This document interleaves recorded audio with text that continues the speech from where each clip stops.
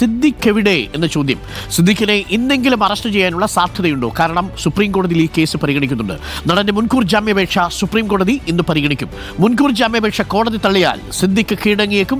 ജസ്റ്റിസുമാരായ ബെല എം ത്രിവേദി, സതീഷ് ചന്ദ്ര ശർമ്മ എന്നിവരുൾപ്പെട്ട ബെഞ്ചാണ് ജാമ്യാപേക്ഷ പരിഗണിക്കുന്നത്.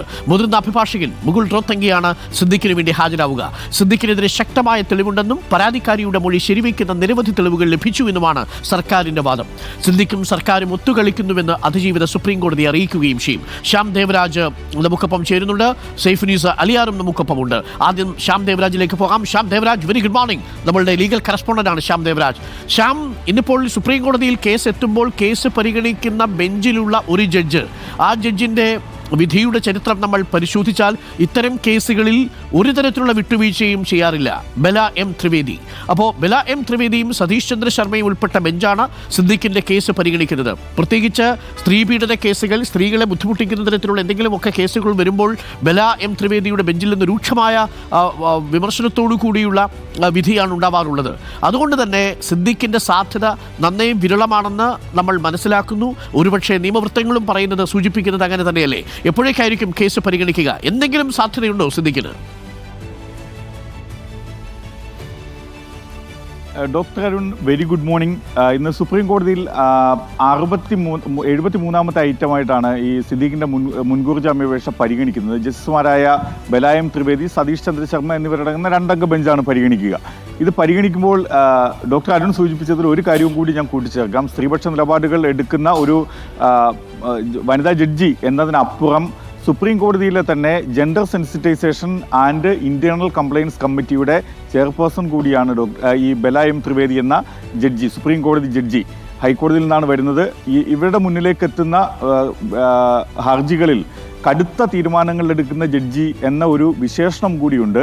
കാരണം ഈ പല മുൻകൂർ ജാമ്യാപേക്ഷകളും ഒക്കെ വരുമ്പോൾ, പ്രത്യേകിച്ച് ഉമർ ഖാലിദിൻ്റെയൊക്കെ മുൻകൂർ ജാമ്യാപേക്ഷ വരുമ്പോൾ അവസാനം ആ മുൻകൂർ ജാമ്യാപേക്ഷ പിൻവലിച്ചുകൊണ്ട് പോവുകയാണ് ചെയ്യുന്നത്. അത് കിട്ടില്ല എന്ന് ഉറപ്പുള്ളത് കൊണ്ടാണ് അവർ അങ്ങനെ ചെയ്യുന്നത്. ഇന്ന് സിദ്ദിഖിൻ്റെ മുൻകൂർ ജാമ്യാപേക്ഷ വരുമ്പോൾ നാടകീയമായ മറ്റെന്തെങ്കിലും സംഭവിക്കുമോ എന്നാണ് നമ്മൾ നോക്കുന്നത്. കാരണം സുപ്രീം കോടതിയിലെ മുതിർന്ന അഭിഭാഷകനാണ് മുകുൾ റോത്തങ്കി. മുകുൾ റോത്തങ്കിയാണ് സിദ്ദിഖിന് വേണ്ടി ബലാത്സംഗ കേസിൽ മ്യൂസിയം പോലീസ് രജിസ്റ്റർ ചെയ്ത കേസിലെ പ്രതിയായ സിദ്ദിഖിന് വേണ്ടി ഹാജരാകുന്നത്. അങ്ങനെ മുകുൾ റോത്തങ്കി ഹാജരാകുമ്പോൾ ആ വാദങ്ങൾ പരിഗണിക്കുമോ, അതോ മറുവാദങ്ങൾ സർക്കാരിൻ്റെയും അതിജീവിതയുടെയും വാദങ്ങൾ പരിഗണിക്കുമോ എന്ന കാര്യമാണ് നമ്മൾ കാത്തിരുന്ന് കാണേണ്ടത്. ഇതിലേറ്റവും പ്രധാനപ്പെട്ടത് ഈ ഹൈക്കോടതിയുടെ വിധിയിൽ പിഴവുണ്ട്. ക്രിമിനൽ നിയമ നടപടി തത്വങ്ങൾ പാലിച്ചല്ല, മാത്രമല്ല അന്വേഷണവുമായി സഹകരിക്കാൻ തയ്യാറാണ്.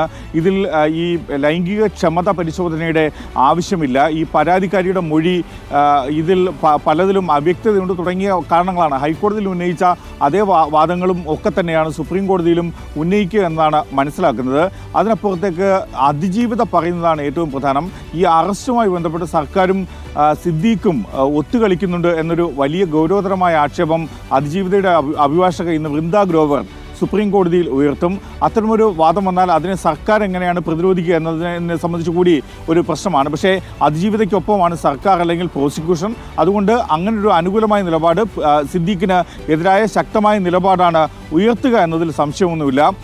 സംസ്ഥാന സർക്കാരിന് വേണ്ടി സുപ്രീം കോടതിയിൽ ഹാജരാകുന്നത് അഡീഷണൽ സോളിസിറ്റർ ജനറൽ, കേന്ദ്ര സർക്കാരിൻ്റെ അഭിഭാഷക കൂടിയായ ഐശ്വര്യ ഭാട്ടിയാണ്.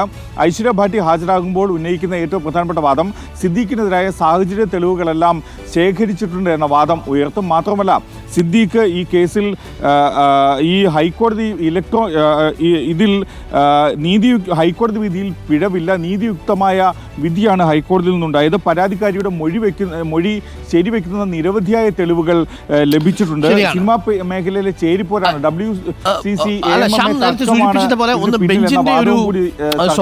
വിധിയുടെ സ്വഭാവം പരിഗണിച്ചാലും ഹൈക്കോടതിയുടെ ഉത്തരവിനെ പല നിയമവൃത്തങ്ങളും നമ്മളോട് പറഞ്ഞിരിക്കുന്നതും ഒരു പെർഫെക്റ്റ് ജഡ്ജ്മെന്റ് എന്ന നിലയിലാണ് അതിനെ കണ്ടിരിക്കുന്നത്. മാത്രമല്ല പ്രഥമ ദൃഷ്ട്യാ ആ കേസിന്റെ കാലതാമസത്തെക്കുറിച്ച് അതുമായി ബന്ധപ്പെട്ടിരിക്കുന്ന പ്രതിയുടെ വാദങ്ങളെയൊക്കെ പൂർണ്ണമായിട്ടും തള്ളുകയാണ് ചെയ്യുന്നത്. മാത്രവുമല്ല ഇപ്പോഴും ഒളിവിൽ തന്നെ പ്രതി കഴിയുന്നു എന്നുള്ളത് ഈ മുൻകൂർ ജാമ്യാപേക്ഷ തള്ളാനുള്ളൊരു പ്രധാനപ്പെട്ട കാരണമായി കോടതിയും ഒരുപക്ഷെ കണക്കാക്കിയേക്കാം. ഏകദേശം ഏത് സമയമാകുമ്പോഴേക്കും വിധി വരാനാണ് സാധ്യത? ശ്യാം, 73ാമത്തെ നമ്പർ എന്ന് പറയുമ്പോൾ ഉച്ചയ്ക്ക് മുമ്പ് തന്നെ വിധി ഉണ്ടാവില്ലേ? ഇതിന്ന് പരിഗണിക്കുകയാണ്. ഇതിൽ എന്തെങ്കിലും രീതിയിലുള്ളൊരു ഉത്തരവ് ഉണ്ടാകുമോ എന്നാണ് നമ്മൾ നോക്കുന്നത്. ഉത്തരവ് ഉണ്ടാകാം ചിലപ്പോൾ, അല്ലെങ്കിൽ വാദത്തിന് വേണ്ടി മറ്റൊരു ദിവസത്തേക്ക് മാറ്റിവെക്കാം. പക്ഷേ ഇന്ന് സിദ്ദീഖ് ആവശ്യപ്പെടുന്നത് അറസ്റ്റ് തടയുക എന്നതാണ്. സിദ്ദീഖിൻ്റെ അഭിഭാഷകൻ ഇന്ന് സുപ്രീം കോടതിയിൽ ഉന്നയിക്കുന്ന ഏറ്റവും പ്രധാനപ്പെട്ട കാര്യം. അങ്ങനെ അറസ്റ്റ് തടയാൻ സുപ്രീം കോടതി തന്നെ തീരുമാനമെടുക്കുക, അതിന് അനുകൂലമായ നിലപാടെടുക്കുമോ അതോ അറസ്റ്റ് തടയാൻ തയ്യാറാവില്ലേ എന്നതാണ്. അറസ്റ്റ് തടയാൻ തയ്യാറാവില്ല എങ്കിൽ, നമ്മൾ നേരത്തെ സൂചിപ്പിച്ച ബലായം ത്രിവേദി ശക്തമായ നിലപാടുകൾ എടുക്കുന്ന ജഡ്ജി കൂടിയാണ്. അങ്ങനെയുള്ള ജഡ്ജിയിൽ നിന്നും ഈ അറസ്റ്റ് തടയാനുള്ള നിലപാടില്ല എങ്കിൽ അത് സിദ്ദീഖിനെ സംബന്ധിച്ച് വലിയ തിരിച്ചടിയാകും.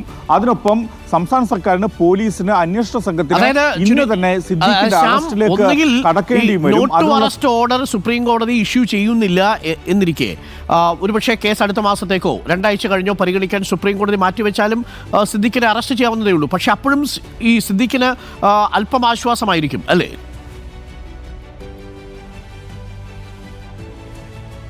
പക്ഷേ അടുത്ത തവണത്തേക്ക് മാറ്റുന്നു എന്നത് സിദ്ദീഖിനെ സംബന്ധിച്ച് എന്തെങ്കിലും ആശ്വാസമായ ഒരു കാര്യമായി നമുക്ക് പരിഗണിക്കാനാവില്ല അരുൺ.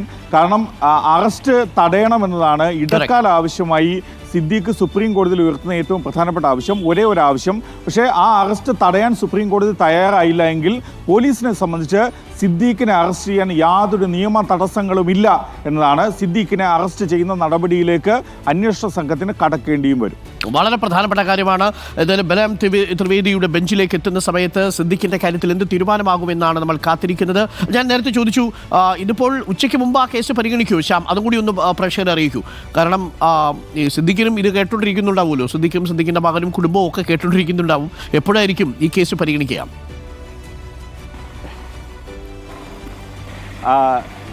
ഡോക്ടർ അരുൺ, ഇതിൽ ഏറ്റവും പ്രധാനപ്പെട്ട ഒരു കാര്യം, സുപ്രീം കോടതിയിൽ ഒരു കേസ് എപ്പോൾ പരിഗണിക്കുമെന്ന് പ്രത്യേകമായ സമയം പറഞ്ഞില്ലെങ്കിൽ നമുക്ക് പറയാനാവില്ല. കാരണം ഇത് 73ാമത്തെ ഐറ്റമാണ്.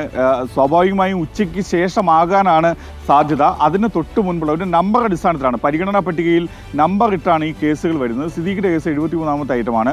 അതുകൊണ്ട് തന്നെ പരിഗണനാ പട്ടികയിൽ നമ്പർ വരുമ്പോൾ അത് ഉച്ചയ്ക്ക് ശേഷമാകാം. പ്രേക്ഷകരിലേക്ക് എന്താണ് സുപ്രീം കോടതിയിൽ നിന്നുള്ള തീരുമാനം, അത് ആദ്യം നമുക്ക് പ്രേക്ഷകരെ അറിയിക്കാം.